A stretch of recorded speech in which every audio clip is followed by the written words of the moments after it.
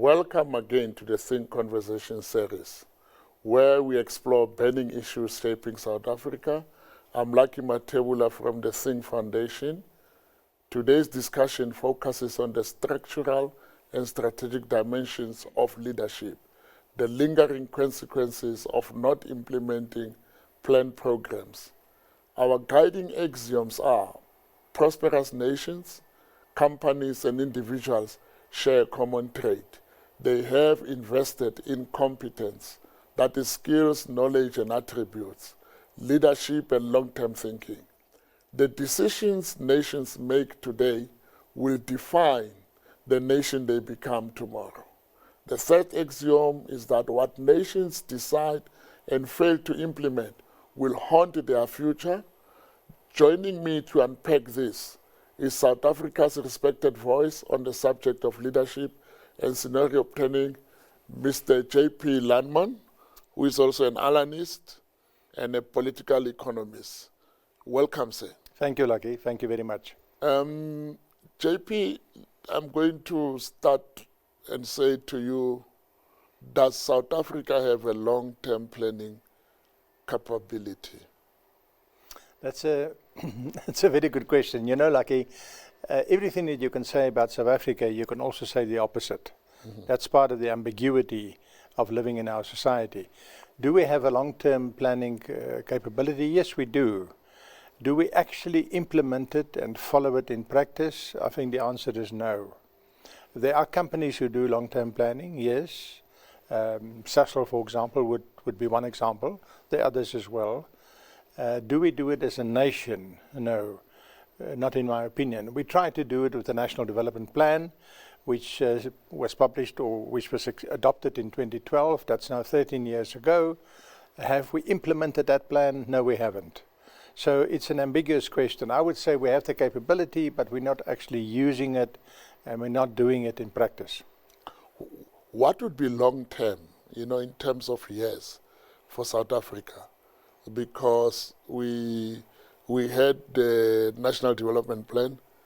It was done in 2012 with a plan to deliver in 2030. That's right. But what would be a normal long-term planning by a nation?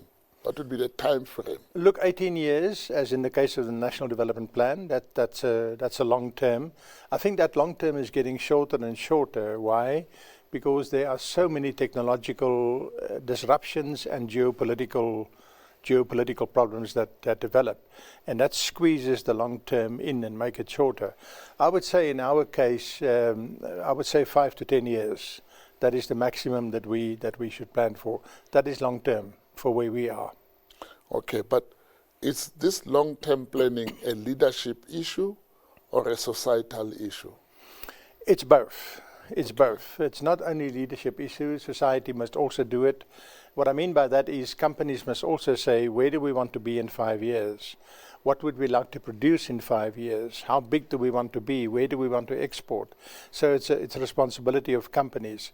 It's also a responsibility of the education sector, for example. What kind of people do we want to train? Where do we want to be in 5 years or 10 years' time? It's a societal thing, but in the end, society is run by government. And I think government should take a stronger lead and can take a stronger lead to do long-term planning. One of our axioms, JP, is that when nations plan and fail to implement, it will haunt them. Yes. Do you think we are haunted by some decisions we took before and we did not implement? Yes. I think and which are those? I can think of two immediately. One is education. We're now 30 years into democracy and call it 25 years or a quarter of a century into what you can call democratic education. We got rid of Bantu education. We got rid of discrimination in education. But I think we will agree that our population is still not educated to the extent that we would like it to be. Certainly not to the extent that the modern world requires it. Education is one example. Another example I would think is health. We've had some remarkable progress in health services in our country, but there too, there's more to be done. And if you just look at the economy, the one thing that I read about this morning again is our mining industry. 20 years ago, our mining industry formed more than 20% of our economy, 21, 22%. Today, it's less than 9%. And we're a very mineral-rich country. In fact, there's a 2010 report by Citibank which said that if you exclude oil and you just focus on other minerals, South Africa is the richest country in the world. It's got the biggest collection of mining assets, and yet we're not exploring it, we're not developing it to the extent that we can. So yes, there are examples. For me, those would be the main examples where we have not capitalized on what we've got. JP, we are now a G20 member country. I think we all agree that's a good thing. Although we're possibly number 28, in the global scheme of things in terms of the size of our economy. What are the obligations of being a member of the G20 nations that South Africa should pay attention to? Obligations, not benefits. I think the first one is the one that the President is working very hard on, and that is to keep the G20 together. If we find a situation where, for example, America or China or the European Union would walk away from the G20, I think that would be a serious setback for global governance. So the first priority is to try and keep everybody in the kraal, if I can put it like that. And that President Ramaphosa is working very hard on that to keep the US on side. The US wants to disengage from the world. And the US wants the world to take their problems seriously, but they don't want to take the world's problems seriously. So your first obligation is to keep them in the kraal. And I think South Africa is working very, very hard on that. That's for sure. I think secondly, we must try and move forward with the goals that South Africa set for the G20, and that is solidarity and equality and sustainability. We must try and push those agenda items forward. That Africa in particular, the African continent in particular, need to progress on those issues. And we need the world for that. So yeah, those two things. Keep the institution together, let it function, and focus on the priorities which South Africa has listed. JP, our constitution says we must recognize the injustices of the past in anything that we do.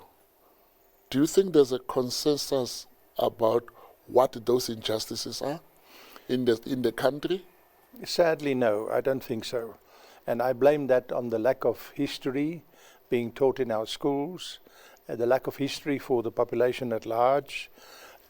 We live as if South Africa started in 1994, the majority of people. And that's not good enough. We have to reconcile, we have to deal with the past if we want to move forward. And we've got to recognize what the past has done. And, land is one obvious example, but there are also other examples, and we've got to deal with that. And I hope the upcoming national dialogue that is envisaged for some time this year would to some extent deal with that. We don't know enough about our own history. That's my view. And we cannot then progress and go forward if we don't understand what we've done in the past.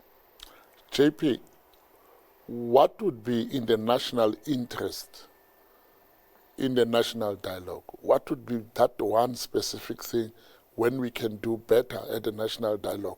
It will advance our national interests. That's for me, and I'm just talking for myself. Yeah. I think the most important thing in South Africa is economic growth. Why do I say that? For me, the biggest problem in our land is unemployment. And out of unemployment, poverty and inequality. If we can shift the dial on employment, if we can employ 4 or 5 million more people than what we're employing today, you will shift the dial completely on poverty, you'll shift it completely on inequality. But we cannot, employ the same number, more people in the same size economy. If we want to employ more people, 4 million, 5 million more people, we need a bigger economy. It is just simple common sense. So economic growth for me is the most important thing that must be sorted in the national conversation. That it becomes one goal on which we all focus, one goal that we all work towards to. And with that, I don't mean that all other things should fall by the wayside. I think, for example, protecting our environment sustainability. Those issues are also important. But the main focus must be that we have to have a bigger economy so that we employ more people. We'll come back to that, JP. We'll be back with more on the Thinc Conversations.